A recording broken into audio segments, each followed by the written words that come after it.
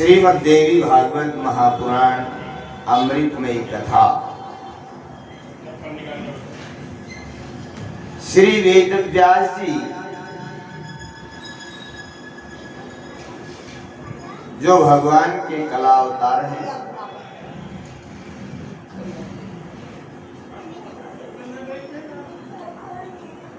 वो कर्मयोगी सम्राट महाराजा परीक्षित के एक पुत्र हैं जिनका नाम है जन्मेजय। आपने भागवत महापुराण में ये कथा सुनी होगी कि महाराजा परीक्षित को एक ब्राह्मण के शाप के द्वारा तक्षक काटने से उसकी मृत्यु हुई और फिर भागवत महापुराण के द्वारा तो इसका ये उल्लेख है कि कर्मयोगी सम्राट महाराजा परीक्षित अपना राज्य का त्याग करके गंगा किनारे आ बैठे और श्री सुखदेव जी महाराज कथा सुनाने के लिए आए। 7 दिन श्रीमद् भागवत महापुराण सुना करके श्री सुखदेव जी की मुक्ति हुई। लेकिन देवी भागवत में इसका अलग प्रश्न है। जितने भी पुराण हैं, सबसे पहले तो आप अपनी शंकाओं को निकाल दें, क्योंकि ये युग और मनवंतर के भेद के हिसाब से लिखे गए हैं। किसी कल्प में सुखदेव जी के द्वारा मुक्ति हुई, किसी कल्प में देवी भागवत के द्वारा, अलग अलग पुराणों की अलग अलग कथाएं आपको सुनने को मिलेंगी। तो इस प्रकार से आपके मन में कोई संशय ना हो कि हमने तो भागवत में सुना था कि सुखदेव जी के द्वारा मुक्ति हुई, लेकिन यहाँ देवी भागवत में इसका अलग वर्णन है। देवी भागवत में वर्णन है कि जिस जीव की सर्प के काटने से मृत्यु होती है, उस जीव का दाह संस्कार भी नहीं किया जाता। वो जीव जलाने के योग्य नहीं होता, उसको जल प्रवाहित किया जाता है। दूसरी बात, सर्प के काटने से जिसकी मुक्ति अगर हम कर्मकांड के द्वारा या गया श्राद्ध के द्वारा या अन्य किसी पुण्य के द्वारा अगर करना चाहें, तो देवी भागवत महापुराण के अनुसार उस जीव की मुक्ति नहीं होती। सर्प के काटने वाला जो भी जीव है, वो तब तक मुक्त नहीं होता तब तक श्रीमद् देवी भागवत महापुराण यज्ञ उसके लिए नहीं किया जाता। तो जब कर्मयोगी सम्राट महाराजा परीक्षित की तक्षक के काटने से मृत्यु हुई, तो अनेकानेक संसाधन किए, अनेकानेक कर्मकांड भी किए, अनेकानेक पुण्य भी किए, लेकिन सभी असफल रहे। जब भी जन्मेजय किसी ब्राह्मण से अपने गुरुदेव से पूछते, उसी समय पंचांग में सामने आता कि तुम्हारे पिता की मुक्ति नहीं हुई है और उसकी आत्मा अंतरिक्ष में भटक रही है। तो मुक्ति कैसे हो? तब गुरुजी ने बताया कि सर्प के काटने वाले जीव की अगर मुक्ति चाहते हो तो श्रीमद् देवी भागवत महापुराण की कथा सुनो, तब उसकी मृत्यु होगी। तब जन्मेजय जो परीक्षित के पुत्र हैं, जन्मेजय ने भगवान के कलावतारी श्री वेद व्यास जी द्वैपायन के सामने जाकर के करवत प्रार्थना की, महाराज भगवान आप तो त्रिकालज्ञ हैं, सभी वेद शास्त्र और पुराणों का आपने विस्तार किया है, हमारे पिता की मुक्ति नहीं हुई, आप हमारे पिता की मुक्ति का कोई साधन बताएं। तब श्री वेद व्यास जी ने भी यही कहा कि बेटा श्रीमद् देवी भागवत महापुराण यज्ञ करो और इसके श्रवण मात्र से ही तुम्हारे पिता की मुक्ति होगी। आपने भागवत में सुना कि परीक्षित जैसे ही 7 दिन तक गंगा किनारे आए, सुखदेव जी ने कथा सुनाई मुक्ति की, लेकिन देवी भागवत में ऐसा नहीं है। देवी भागवत में कहा गया है कि जैसे ही श्रृंगी ऋषि का शाप मिला, साप से भयभीत होकर के कर्म योगी सम्राट महाराजा परीक्षित ने एक 7 मंजिल का महल तैयार किया और 7वीं मंजिल पर जाकर के परीक्षित जी बैठ गए अपनी प्राण रक्षा के लिए कि 7वीं मंजिल तक तो तक्षक पहुंच नहीं पाएगा और सभी अपने अंग रक्षकों को तैनात कर दिया गया, चारों तरफ पहरा लगा दिया गया कि यहाँ इतना पहरा तैनात किया कि हवा भी बगैर पूछे ना जाए। तक्षक की तो बात ही क्या है। ऐसे जो है अभेद कांच के महल में कर्म योगी सम्राट महाराजा परीक्षित वहां पर सुरक्षित हुए।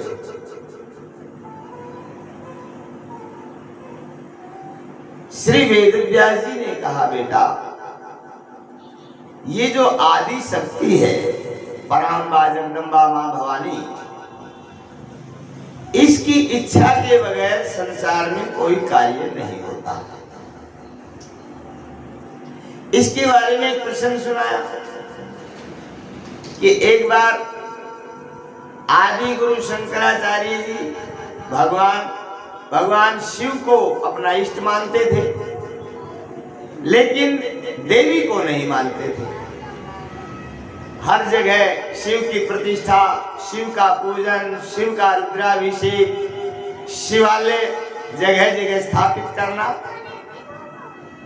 जहां भी जाते शिवालय का निर्माण करवाते और कहते कि नहीं शक्ति कुछ नहीं, शिव ही सब कुछ है। एक बार भ्रमण करते करते आदि गुरु भगवान शंकराचार्य जी उत्तरांचल की तरफ निकलाए, जहां पर वैष्णो माता का मंदिर है, और जैसे ही वहां पर एक शिवालय का निर्माण करने के लिए अपने शिष्यों के साथ अनेकानेक विद्वान ब्राह्मणों के साथ वहां पर जाकर के और जैसे ही उन्होंने कार्य प्रारंभ किया,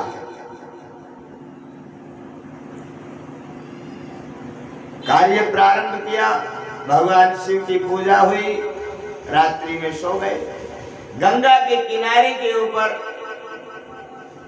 उनका शयन कक्ष था, क्योंकि वो गंगाजल ही पान करते थे, गंगा से ही स्नान करते थे, दूसरा कोई जल प्रयोग नहीं करते थे। अर्धरात्रि का समय हुआ, अर्धरात्रि में मां भगवती की कृपा हुई और उसके बड़ी जोरदार प्यास लगी। अब जैसे ही उठ करके गंगा जी की तरफ जाने लगे, मां ने अपना प्रभाव दिखाया और अपनी शक्ति को खींच लिया, धीरे धीरे खींचना प्रारंभ किया। जैसे ही शक्ति शरीर से निकलने लगी, शरीर तो स्थिर हो गया, हिलना डुलना बंद हो गया और निश्चेष्ट शरीर गंगा के किनारे पर गिर गया।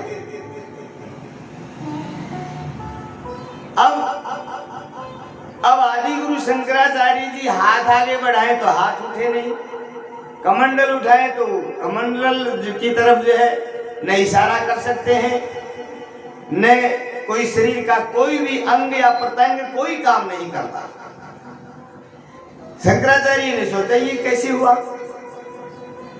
उसी समय मां भगवती एक छोटी सी कन्या का रूप धारण करके, वो 7 वर्षीय कन्या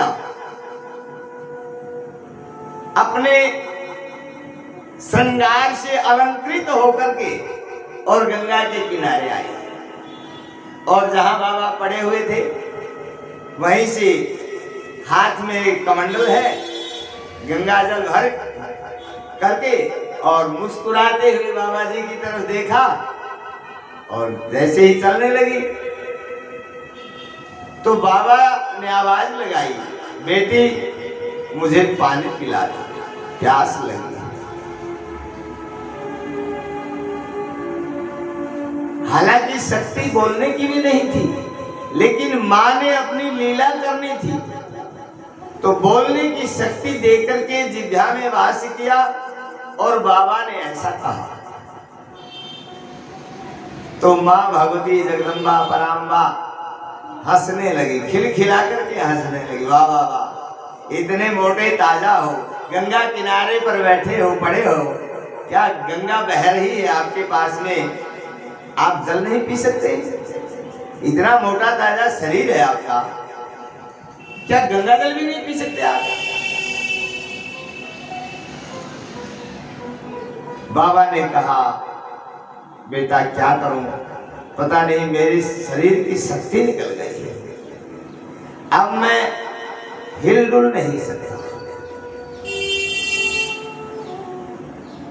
तो छोटी सी कन्या फिर खिलखिला करके हंसी, बाबा आप तो शक्ति को मानते ही नहीं, फिर शक्ति कहां चली गई? क्या आपके शरीर में शक्ति थी?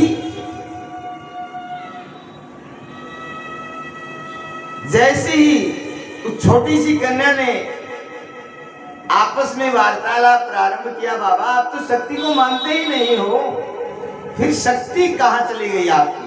आपके अंदर शक्ति कहां से आ गई? आप तो भोले बाबा के पुजारी है ना, भोले बाबा को पुकारो पानी पिला देंगे। अब आदि गुरु शंकराचार्य जी भगवान समझ गए कि ये छोटी सी कन्या इतने गूढ़ शब्दों से जो है प्रश्न कर रही है, कारण है कोई। तो फिर खिलखिला करके मां भगवती चलने लगी, बाबा पियो जल, और शक्ति की आपने कोई जरूरत भी नहीं है, क्योंकि शक्ति को आपने कोई याद नहीं किया। उसी समय बाबा समझ गए, और मानो बाबा की करुणामयी नेत्र दृष्टि उस मां भगवती पराम्बा जगदम्बा को बुला रही हो कि हे मां एक बार मेरे पास आ जाओ, क्योंकि मैं तो हिल सकता नहीं, एक बार आओ। और जैसे ही मां सामने खड़ी हंस रही है, और मानो उस कन्या में बाबा ने मां भगवती के दर्शन किए, कहने लगे एक बार मेरे पास आ जाओ। जैसे ही वो कन्या पास में आई, वो तो मां की लीला थी, बाबा के शरीर में कुछ शक्ति का संचार हुआ, और बेशुद्ध पड़े हुए बाबा ने दोनों हाथों से मां के चरण पकड़ अपना मस्तक रख दिया, आंखों से अश्रु धारा बह पड़ी। माँ मुझे क्षमा कर दो, मुझे पता नहीं था। माँ भगवती ने यहाँ बहुत सुंदर उपदेश दिया और कहने लगी, बाबा इस संसार के अंदर आप ये बताइए कि बिना शक्ति के कोई कार्य हो सकता है? अब तक आपने शक्ति को नहीं माना, लेकिन आप यहां आकर के भी आप शक्ति से खिलवाड़ कर रहे हैं। क्या शिव और शक्ति अलग अलग है?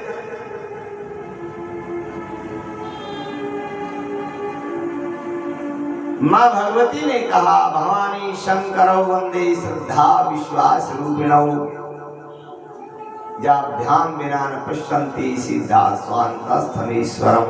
बाबा ये शिव और शक्ति एक ही है। एक श्रद्धा रूपी है शक्ति और शिव विश्वास रूपी है। इनमें से अगर एक होगा किसी के पास, अगर विश्वास होगा श्रद्धा नहीं होगी तो कहीं भी सफलता नहीं मिल सकती। अगर श्रद्धा होगी विश्वास नहीं होगा तो भी जीव को कहीं भी सफलता नहीं मिल सकती। जब ये दोनों एक साथ होंगे, पूर्ण श्रद्धा भी होगी, पूर्ण विश्वास भी होगा, तब जीव को हर कार्य में सफलता मिलेगी। तो मां भगवती ने यहाँ बहुत सुंदर उपदेश दिया और आदि गुरु भगवान शंकराचार्य जी ने क्षमा मांगी। मां की कृपा हुई, पुनः शरीर स्वस्थ हुआ और वहीं पर आदि गुरु भगवान शंकराचार्य ने जो वैष्णो देवी का मंदिर है इनका निर्माण किया यहीं पर और उसी समय से आदि शक्ति का प्रचार शुरू कर दिया। भारत के चारों कोनों में ही नहीं विदेशों तक शक्ति का प्रचार किया। इस संसार में बिना शक्ति कुछ भी नहीं है, सब शून्य है। इस प्रकार से वेद व्यास जी कहते हैं जन्मे जैसे कि बेटा इस शक्ति के बगैर कोई भी कार्य नहीं होता। अगर अपने कार्य की सफलता चाहते हैं तो मां भगवती जगदम्बा ब्राह्मणा जो त्रिपुर सुंदरी है उनके चरणों में मस्तक नवाना चाहिए, उनके चरणों में श्रद्धा और विश्वास रखना चाहिए, उनके चरणों में समर्पित हो जाना चाहिए। मां की कृपा से संसार की हर वस्तु सुलभ हो जाती है।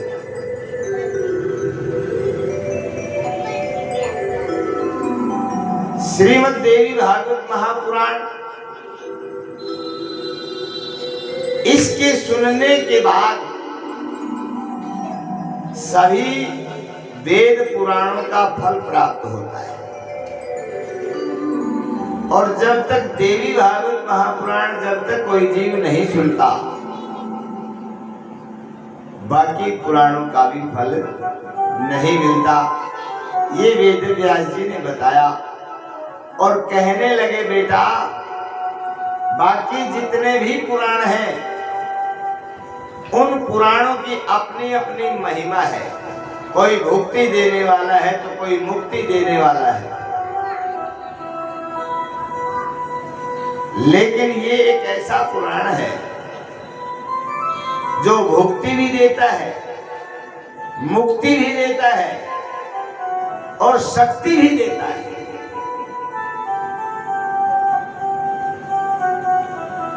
ब्रह्मांड का सारा कार्य सभी पुराणों में बताया कि ब्रह्मा जी संसार की रचना करते हैं तो सिर्फ रचना ही करते हैं, दूसरा कार्य नहीं करते। भगवान विष्णु संसार की पालना करते हैं तो पालना ही करते हैं, और भगवान शिव संहार करते हैं तो संहार ही करते हैं। सब काय के कार्य है। लेकिन मां भगवती सर्जन भी करती है, पालन भी करती है और संहार भी करती है।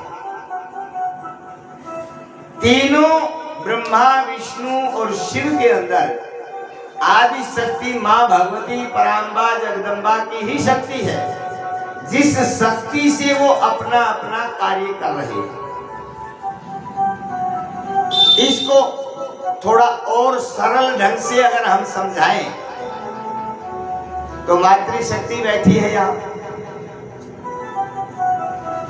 माँ एक बच्चे को जन्म देकर के बच्चे का सर्जन करती है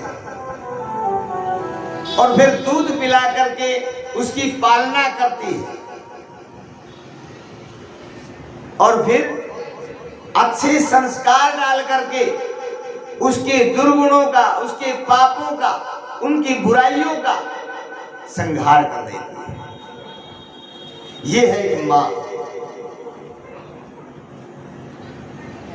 एक माँ ही ऐसी है संसार में जो कि एक साथ सभी कार्यों को संभाल लेती है। घर में छोटे बड़े जितने हैं उनके सबके चाय पानी नाश्ता भोजन प्रसाद उनको भी संभालती है। घर की साफ सफाई भी कर लेती है। अगर पशु घर में है तो उनका कार्य भी कर लेती है। खेत में जाना है तो वो कार्य भी करती है। कोई आने जाने वाला मेहमान है तो उनकी भी चाय पानी रसोई का स्वागत बहुत अच्छे तरीके से करती है। घर की कौन सी वस्तु कहाँ रखनी है पूरी व्यवस्था माताएं कर लेती हैं।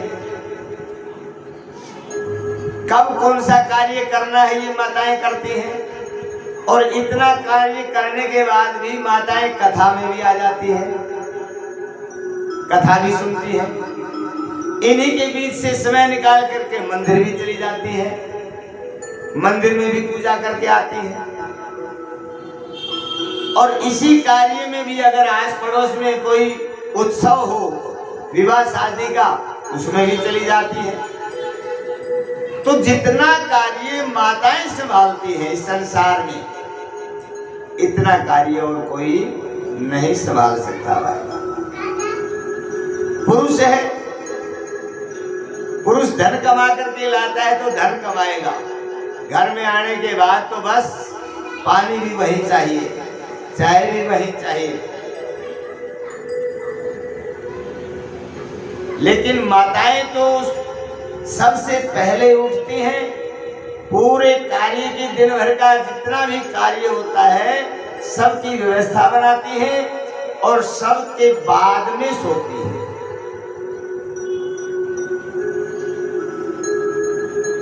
पुरुष को किसी भी कार्य की कोई चिंता नहीं होती, माताओं को हर कार्य की चिंता होती है।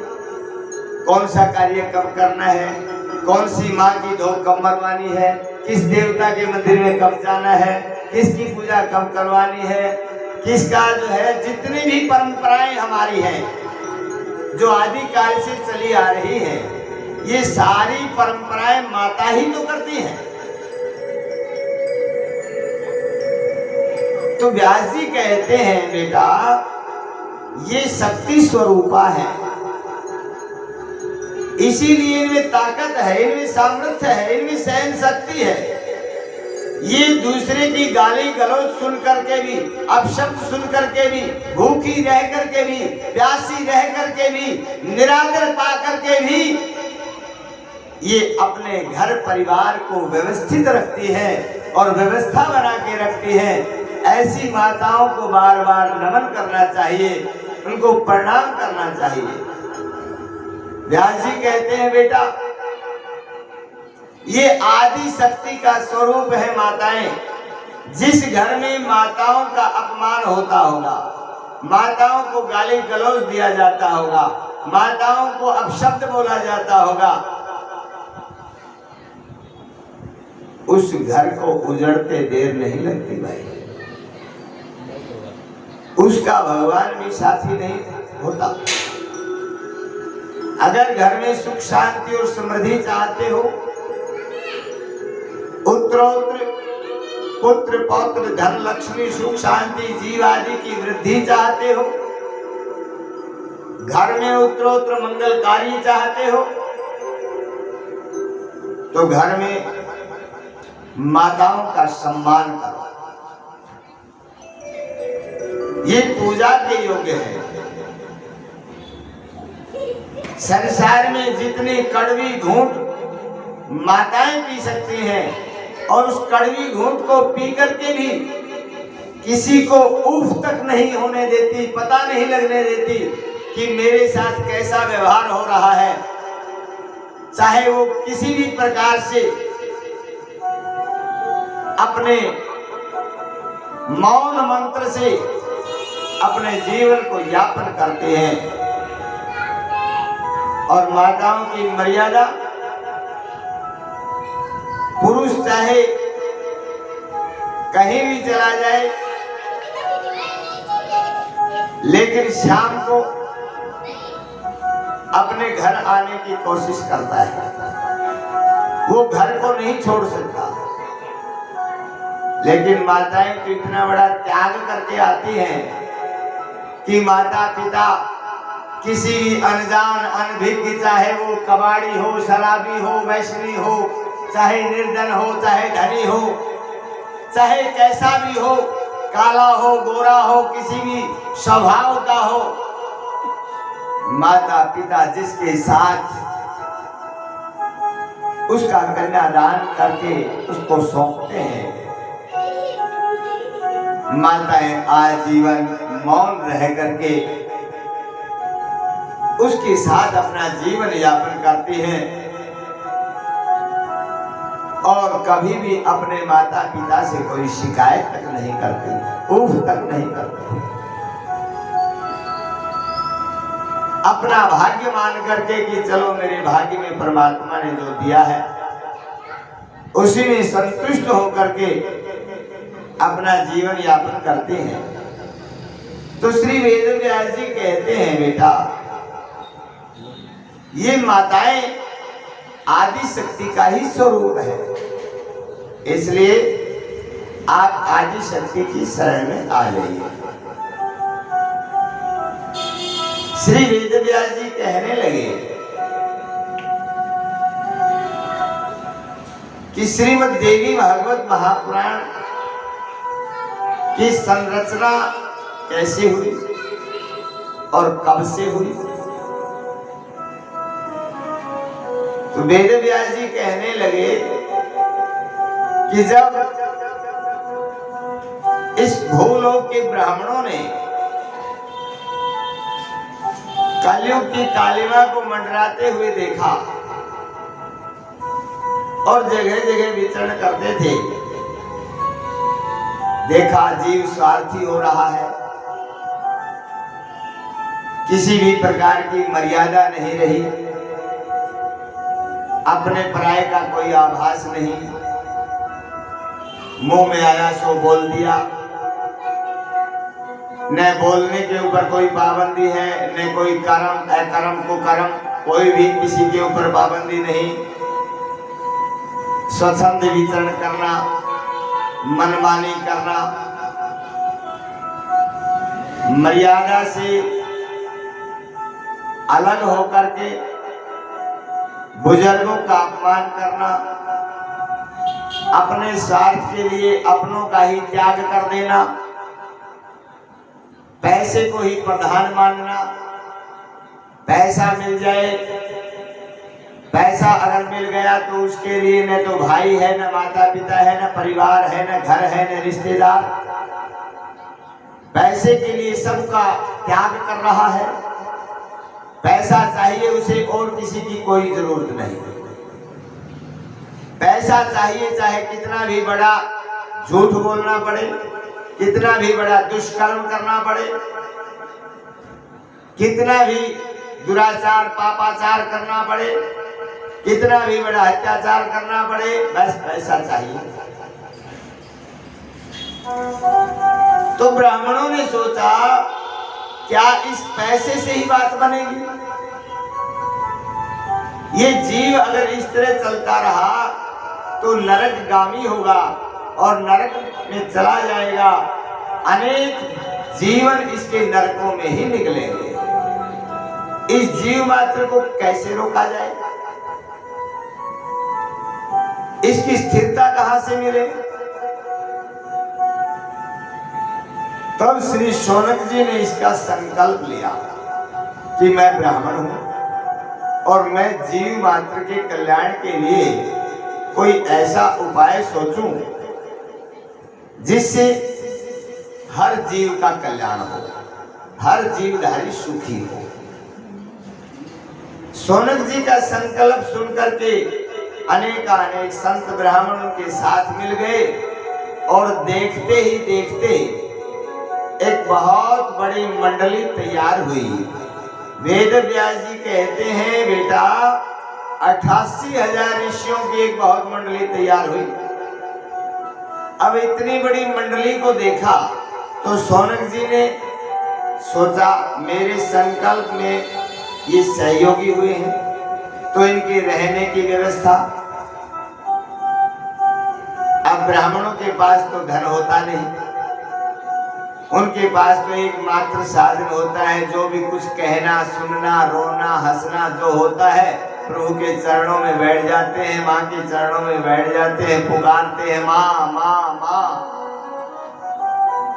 और जब माँ माँ कह करके पुकारते हैं, उनकी अश्रुधारा रूपी प्रेम के पुष्प माँ के चरणों में उचढ़ाता है तो माँ को सुनते देर नहीं लगती।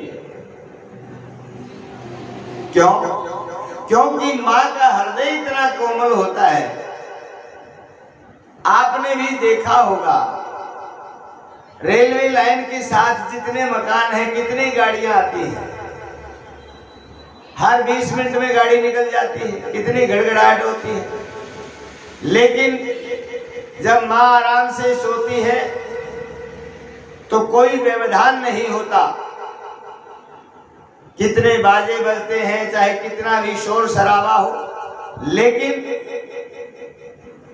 अगर माँ के बगल में छोटा सा बच्चा है और चाहे माँ कितनी भी गहरी नींद में हो, अगर एक बार बच्चे की थोड़ी सी कुनकुनाहट सुनी तो माँ तत्काल खड़ी हो जाती है, बच्चे को संभालती है, उठाती है, दूध पिलाती है।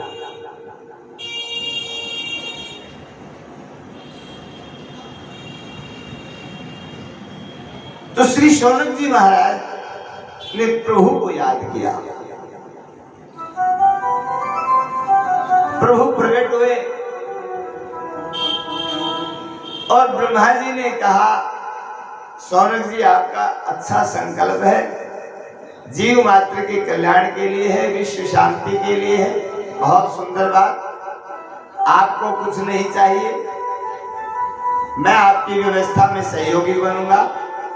वहीं से ब्रह्मा जी के मन से एक मनोभाव चक्र चला और ब्रह्मा जी ने कहा जहां भी ये चक्र रुकेगा वो स्थान आपके लिए उपयुक्त होगा।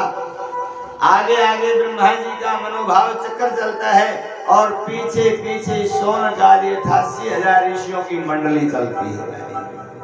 अनेक स्थानों पर विचरण करते करते वो चक्र एक जंगल में जाकर के गंगा के किनारे पर रुक गया।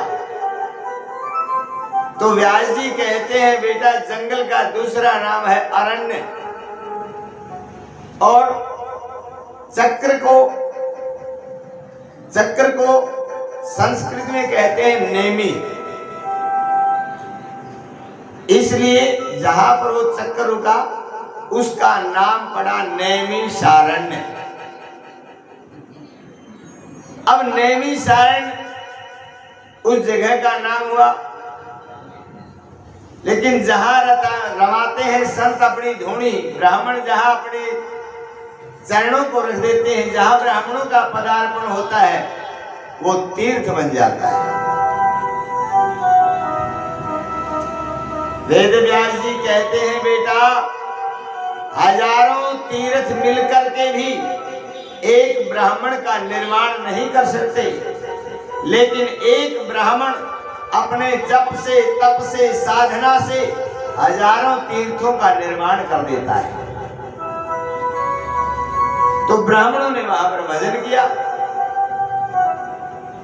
तो तीर्थ बन गया, और उस तीर्थ नैमिषारण्य तीर्थ में देखा ऋषियों ने गंगा का अमृत में जल स्नान और पान के लिए उपलब्ध है। जंगल में मीठे मीठे फल लगे हुए हैं, फलाहार के लिए फल उपलब्ध है। जंगल में यज्ञ के लिए समिधा उपलब्ध है। जंगल में अनेक पुष्प पत्र पूजा के लिए उपलब्ध है, सारी व्यवस्था। और भी ब्राह्मणों को, संतों को कोई डंलप के गद्दों की तो जरूरत होती नहीं, न ऐसी कमरों की जरूरत। भगवान का भजन करते करते जहां पर भी नींद आ जाए, हाथ का तकिया लगाया और लेट गए। राम राम जय श्री राम। आनंद से भजन होने लगा। शौनक जी ने यहाँ पर जीव मात्र के कल्याण के लिए एक दीर्घकालीन यज्ञ का संकल्प लिया। हर यज्ञ की अपनी अपनी समय अवधि होती है भाई। कोई एक दिन का यज्ञ होता है, कोई 5 दिवसीय यज्ञ होता है, कोई साप्ताहिक यज्ञ होता है, कोई नव पारायण यज्ञ होता है, कोई मासिक यज्ञ होता है, तो कोई वार्षिक यज्ञ होता है। लेकिन यहां तो कोई अवधि नहीं। जब तक जीव मात्र के कल्याण का उपाय नहीं होगा, तब तक ये यज्ञ अखंड चलता रहेगा। बोलिए जगदम्बे मैया की। यज्ञ प्रारंभ हुआ। उसी यज्ञ के मध्य में जब विश्राम का समय होता है, क्योंकि हर समय स्वाहा स्वाहा स्वाहा तो होता नहीं, कुछ विश्राम का समय भी होता है, जलपान का समय भी होता है। उसी समय श्री शौनक जी ने देखा कि मेरे इस यज्ञ अनुष्ठान में किसी प्रकार का कोई व्यवधान तो नहीं, क्योंकि जो यज्ञ करता होता है जिम्मेवारी तो उसकी है कि मेरे यहाँ ब्राह्मण आए हैं, किसी प्रकार की कोई परेशानी तो नहीं, उनके रहने की व्यवस्था, खाने पीने की व्यवस्था सब ठीक ठाक है।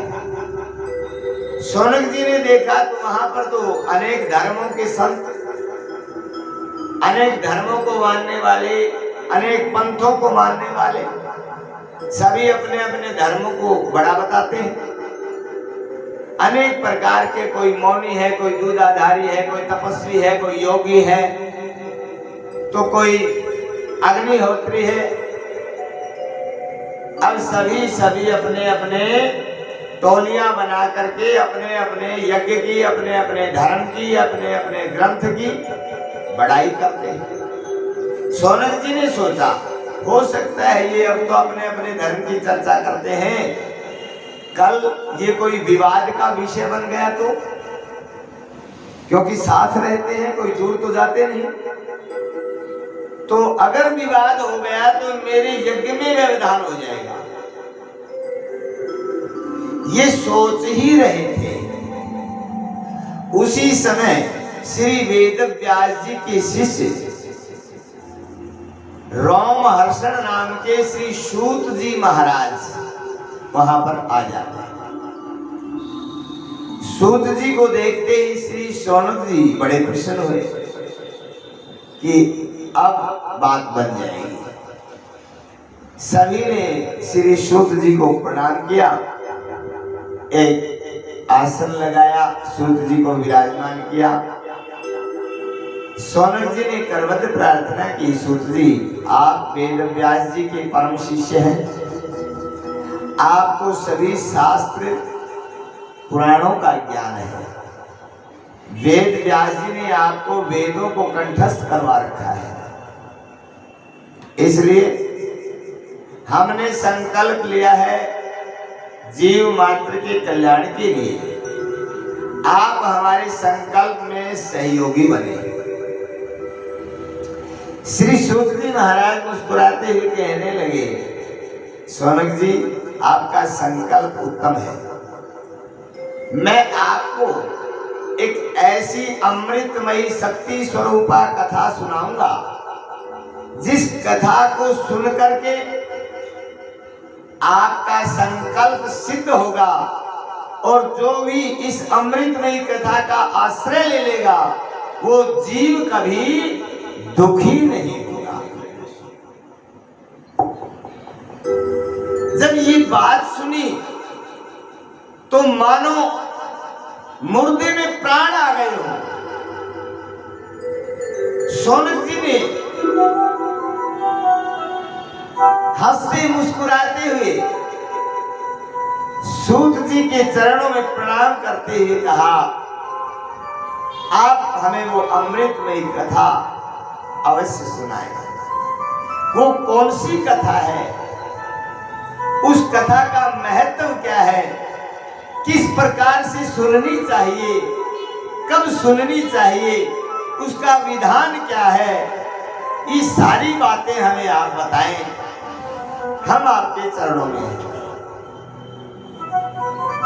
तो सूत जी महाराज कहने लगे, ऋषियों, इस संसार के अंदर जो आदि शक्ति है, जिस शक्ति के प्रभाव से सारा संसार संचालित है, वो आदि शक्ति मां भगवती परांबा जगदम्बा, उसी की कथा है ये। और ये ऐसी अमृतमयी कथा है जो सभी वेद शास्त्रों और पुराणों का सार है।